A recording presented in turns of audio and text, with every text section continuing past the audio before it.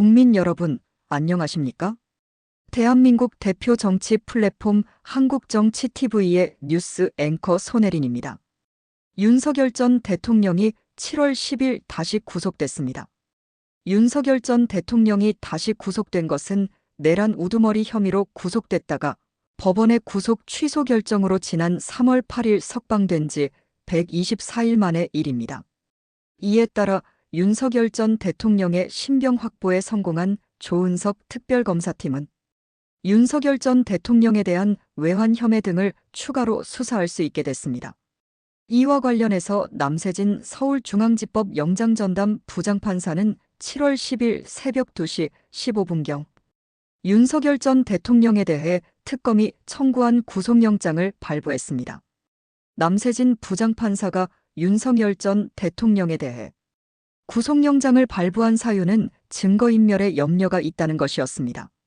이에 따라 전날인 7월 9일 밤 9시 1분께 구속영장 심사를 마치고 경기도 의왕시 서울구치소에서 대기하고 있던 윤석열 전 대통령은 바로 수감됐습니다. 한편 윤석열 전 대통령에 대한 구속영장 실질심사는 전날인 7월 9일 오후 2시 22분부터 시작됐습니다.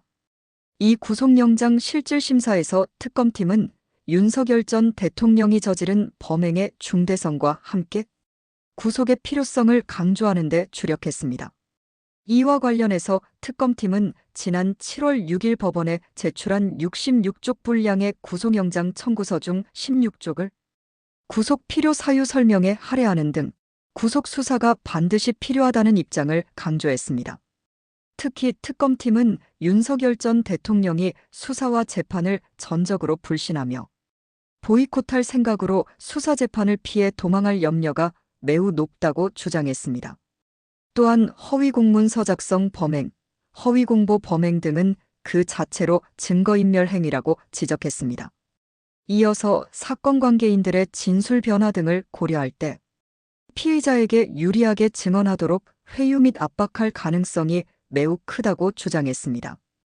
이에 대해 윤석열 전 대통령 변호인단은 특검팀이 윤석열 전 대통령의 범죄로 적시한 국무회의 심의 방해와 허위공문서 작성 등은 이미 기소돼 재판을 받고 있는 내란 혐의와 관련된 내용이라고 지적했습니다. 그러면서 재구속 사유에 해당하지 않는다고 주장했습니다. 또 윤석열 전 대통령이 경호처에 체포 지시를 했다는 의혹에 대해서도 윤석열 전 대통령이 구체적인 지시를 했다는 사실은 전혀 없다고 주장했습니다. 구체적 상황에서 경호 방법은 경호처의 판단과 결정으로 이뤄지며 대통령이 특정 상황에 대해 경호의 방법을 지시하는 게 아니다라는 것이 이유였습니다. 이날 영장실질심사에 출석한 윤석열 전 대통령은 심사 말미에 20분간 구속영장 청구의 부당함을 강조했습니다. 하지만 5시간 29분 동안 구속신문을 진행한 남세진 부장판사는 특검팀의 손을 들어줬습니다. 이에 따라 특검팀이 윤석열 전 대통령의 신병을 확보하면서 그동안 실체가 드러나지 않았던 외환 혐의 수사는 탄력을 받을 것으로 보입니다. 이번 영상은 여기까지입니다. 시청해주셔서 감사합니다. 한국정치TV는 대한민국 최초로 탄생한 중립적, 객관적, 과학적, 불편부당한 독립 정치 미디어입니다.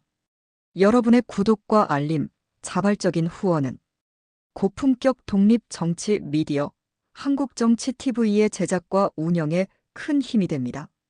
감사합니다.